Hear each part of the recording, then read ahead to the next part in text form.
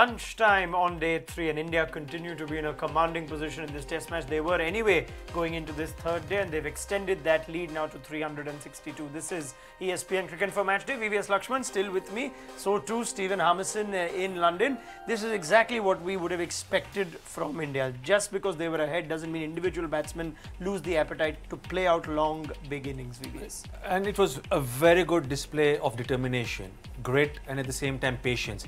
And I think this session is one of the most absorbing sessions you have seen, because yes, the runs scored by the Indian batsmen were not much, the wickets taken by the English bowlers were none, but there was good quality, good battle between the bat and ball, and that's what you expect in high quality test match cricket. And Steve, we thought maybe if England came out in the morning and had the kind of session India had yesterday in the afternoon, 3 or 4 quick wickets, and you could have been discussing a different narrative. This has completely, I think, flattened England out of this. It's not like they were at par in the contest, but this has been a severe blow again as far as India taking a step to winning this game goes. Yeah, definitely, and I think Pujara's key to that, because he's, you know, the way he plays, the way he batted, he's completely nullified England's bowling attack. The wicket hasn't really done as much as it has done in the previous couple of days, because there's not been as much cloud cover. The sun's been out there, so the odd one kept low this morning. But Pujara and Kohli, they've gone about their way in what you'd expect, and I'm sure VVS will agree with me. You'd expect this from a day one batting. Yeah, day one, first innings, this is how we're going to start the test match, as opposed to setting the test match up. But fair play to India. Every question England had with the ball, Pujara and Kohli had the answers. It's not like England bowled badly. England bowled brilliant, and that's why catches are so important. It was the 8th over when Jimmy Anderson got the outside edge of Pujara, and Butler once more dropped the catches, and then Pujara capitalized on that. Imagine Pujara was out at that time, new batsman in, and that's what England wanted this morning, to create chances which Jimmy Anderson created, but the opportunity was not taken. And this 1% can change the match, and at the moment I think England in a very, very tough situation, because now not only are they seeing the big target which they have to probably chase, which is going to be a tough ask. But having said that, you saw Joe Root coming and bowling the last few overs. You can also see the body language of Anderson, Broad, Vokes, and you could see that they're tired. Now what is going to happen? You're testing their mental strength, but also they're physically exhausted, and that's when India will capitalize post-lunch session, and that's when you suddenly will see that the runs will start flowing quickly compared to the first session. So it was an absorbing first session, but hats off to the temperament displayed by both the batsmen. Let's spend a little more time on England's catching, because we've spent so much time on India's catching in this series, identifying who the slip cordon is, figuring out where they need to stand, lots of chopping and changing in terms of personnel in the 11, not just in the slips. England, on the other hand, have had this problem for a while. I'll come to Steve too, but just as far as the technique goes, they just put down, I can't understand. I mean, it's not like there's some great ones that they take and there's some straight ones that they drop. What's it worth? I think this morning, yes, definitely. I think concentration and also having the right players in that position. I've not seen Butler too much in slips. He's basically a frontline wicketkeeper. In the 22 matches he played, 15 matches he's kept. But why can't Joe Root stand in slips? Because he's a specialist slip fielder. And why do you give a chance to Josh Butler to stand in slip position? Is it that because he's a wicketkeeper, he's not good in the outfield? Is he not good in the 30-yard circle? Because in England, when you're playing against a good quality opposition, you have to take your chances. So I just feel that probably Josh Butler is not the right person in second slip. You should have someone like a Joe Root, who's a specialist slip fielder, field at second slip. Well, we've got 14 catches dropped by England this series and 5 by India. Now, it's hard to actually quantify the damage in a cricket match when catches are dropped, but they've dropped a lot more, simply put. Steve Harmison, this talk, I mean, even Alistair Cook puts the simple ones down. He must be one of the rare people to put as many of these down and still take 100 test catches. As a bowler, it might be infuriating, but it's been happening for a while now. I remember the West Indies series last year. They've had problems with catching for a while now. Yeah, I think it is a concern, because if you drop 14 catches in 2.5 test matches, I can't believe England are still, well, they're going to be 2-1 up, but I can't believe England are winning the series. It just shows you how well England have bowled in this series if they keep creating them chances and they're not taking them. Personnel for me is a big one. Concentration, like VVS mentioned. I think the modern day game, when you're talking about batting, you talk about concentration and batting and being able to concentrate through the difficult periods when a bowler's bowling well and you get your lapse of concentration, you nick one or you play a big shot and you're out. I think you get that in the slip fielding as well and in fielding in general. But I think personnel for me doesn't make sense. Two of England's best slip fielders are bowlers. One's Jimmy Anderson and one's Ben Stokes. And the reluctance to have them in the slip cordon because they bowl in the continuity, it's not working. They've got to go back in. Ben Stokes especially. I play with Andrew Flintoff, one of the Marcus Trescothick and Andrew Flintoff, two of the best slip fielders that I played with playing cricket for England. Freddie bowled a lot. He never ever moved from second slip when he wasn't bowling. And that for me, because he was the best slip fielder, he fielded there. Ben Stokes is a very, very good slip fielder. Joe Root, very good slip fielder. That should be number 2. That should be number 3. And it's worked for England in the past. I don't see why it should change just because Jimmy Anderson or Ben Stokes is having to bowl 15, 20, 25 overs in innings. You know, you put somebody in as a make-up and hope they catch it.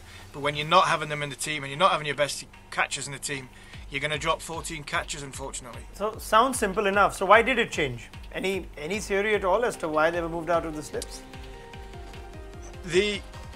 To be fair, they just said they wanted continuity. They didn't want Ben Stokes going into slip and then when he bowled coming out to slip and somebody else going into second slip. They didn't want the same with Jimmy Anderson. They didn't want Jimmy Anderson to bowl and then have somebody else go in and having a makeshift slip. They wanted a steady and stable slip cordon. Well, for me, they've got a steady and they've got a stable slip cordon. Unfortunately, the stability of it is dropping catches. Okay, let's take this. This is an interesting point on having the same personnel, both sides, for a long period of time. You guys were mainly batsmen in the slip, so you never had to really move out. Would it make as much of a difference, or would you prefer picking your best slipper, even if it means he's going to stand and slip every alternate over? Ideally, the batsman should do the job because you know. Yeah, I mean it's rare that a fast bowler is your you know that you're going slipper. to be in that position, so mentally you're ready for each and every chance which comes. But having said that, you always go to the best catcher, the player who's got the safest hands. And if that means that he's not in the slip cordon every alternate over, so be it. But whenever the chances come, whenever he's available, he should be there in the slips. And it's not that the bowlers bowl throughout the day. Yeah. They bowl probably 20 overs in the entire day. That means for 70 overs, they can be in the slip position. And I think it's more about the technique. Now, when you see Joss Buttler, the way he dropped the catches at Lords or even here, it's very clear that he's not having the experience of standing in the slips. So their technique is definitely being exposed. And you talked about Alistair Cook dropping the catches. I can tell with experience that when you don't score runs, your confidence level is down as a batsman, and that confidence level will also reflect the way you're in the slips. And the more catches you drop, the confidence level will just take a huge beating, and that's exactly what's happening with Alistair Cook at the moment. Mind you, there was a blinder that Cook took in the first innings. That blinded also, I thought it was the reaction. Keeper's catch. It was a keeper's catch, and again, the distance between the keeper and the first slip, is it right? I just feel that they're too close to each other. You would think that it's not like Anderson and Stokes in the slips can do any worse now. So maybe it's something England need to explore. But some of this has to be about match situation at the times. Yesterday in that middle session when India were all over them, they caught everything. Half chances, the ones that were low, everything went to hand, everything was taken. This morning England back in, behind the game. Does it play a part? Where you are in the game affects your levels of concentration? Shouldn't do. Shouldn't do, because the duty of the fielder, wherever he is positioned, is to take even the half chances. Not only the full chances, but he convert the half chances, because the bowler is creating that opportunity and you take the chances. And you talked about situation. In good situation, you expect to catch everything. In bad situation, you're expected to convert the half chances so that the situation which is not good for your team, you get the team back into the game, and that's something which probably Buttler will realize, because imagine Pujara out 8th over of the morning session, bowlers bowling well. The first 10 overs there was enough help for the fast bowlers. The ball was swinging, there was extra bounce, but unfortunately they were not able to capitalize that opportunity which came their way. Right, let's look ahead now. Session number 2. It is around this time, lunch, midway through lunch yesterday, that something magical was said in the Indian dressing room, and England went from 46 without loss, going at 5 and over, and were bowled out for 115 runs more in the next session. So let's go with Steve Harmison and see what he would say. You gave your resume yesterday if you were the Indian bowling coach, Stephen. You've got these boys now. They are far, far behind in the game. They've resorted to Adil Rashid and Joe Root before lunch. I know you're ready with what you want to tell these boys now. Whatever it might be, off you go. To be fair, I'd like to keep Pujara in, because if Pujara had been caught, India might have been about 450 in front. To be fair. Come on! He's batted 167 balls for 50, so keep him in. No, I think you've got. On a serious note, yeah, to be fair, Pujara's batted brilliantly, and I don't think England have bowled that badly. They put the ball in the right areas. I think they've just got to keep sticking to their plans and sticking to their beliefs that if they get one, they'll get two. You look at the old cliches in the game. You look at this game so far, and in the series as a whole, that whenever you've got one wicket, they tend to come in 2s and 3s and 4s.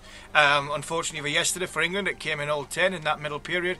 But the wickets have come in clusters, and in this Test match, other than really the Kohli-Rahane partnership and the Pujara-Kohli partnership, the big partnerships haven't really come in this game. So the bowlers have still got to believe that if they can get one wicket, very difficult to start and get in on this pitch, and hopefully they can make inroads, because if they don't, and they don't get Pujara out, this could be a long afternoon for England and for their confidence in the series. We're not just playing, I'll be saying to them, we're not just playing for this one session, we're not just playing for the rest of this Test match, we're actually playing for this series. So when Rahane comes in, when Pandya comes in, when Pant comes in, we need to make sure that they don't get off to a good start in their innings, but also in this series as well. Keep them under pressure, because really, let's be fair, there's only consistently been Virat Kohli who's looked like scoring a run throughout this whole series. So England have to keep the the foot on the gas to make sure nobody gets away from them for the rest of the series. Point noted, there are severe points to be scored individually now going into the next 2 series, because the job doesn't end with this Test. Yeah, absolutely. The only difference between yesterday's afternoon session and today is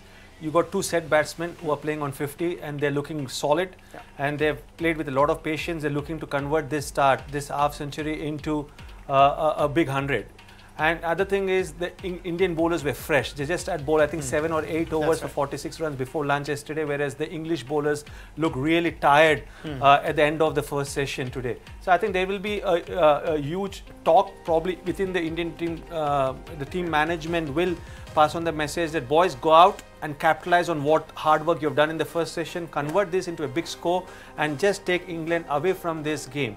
And who knows, in the bargain, in trying too hard, one of the English fast bowlers can also get injured. Sure. Because Anderson and Stuart Broad have got a tendency, when they bowl long spells or bowl a lot of overs in a match. You're trying to tire them down, wear them totally down. You're not hoping down for an injury, no, but yes. they're tiring down. Yes. And that's a mental battle which you win as a batting unit. I know Steve was only kidding when he said it, but would you at all want Cheteshwar Pujara to get a move on? There's no reason to criticize him going at a strike rate of 30 with India going at Not at all, because whenever Pujara has done well, that is his game plan, and Virat Kohli is at the other end, and if you see the scoring rate of both the batsmen this morning session, it will be same. So it's not only Pujara who has played slowly or whose strike rate is around 30, it's also Virat Kohli. So they've given respect to the good deliveries, and whenever the delivery is required to be hit, they scored off it. But we also know that once Pujara gets to his 50, suddenly his strike rate will increase, and I'm sure that they will put a lot of pressure on Adil Rashid. From England's point of view, they have to use the 3-4 fast bowlers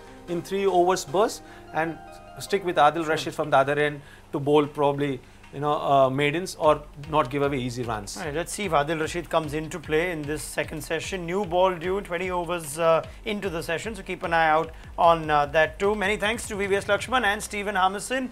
It looks like one-way traffic, so you would assume now that Virat Kohli and Cheteshwar Pujara would look to advance to their 100. Keep an eye out on the strike rate after that, because Pujara tends to go a lot quicker once he's got 3 figures. But let's see how long it takes to get there. England will be hoping to bounce back to give us more to talk about on our tea time show. So do join us then on ESPN Cricket Info Matchday, and do download the ESPN Cricket Info mobile app as well. We'll see you at tea time.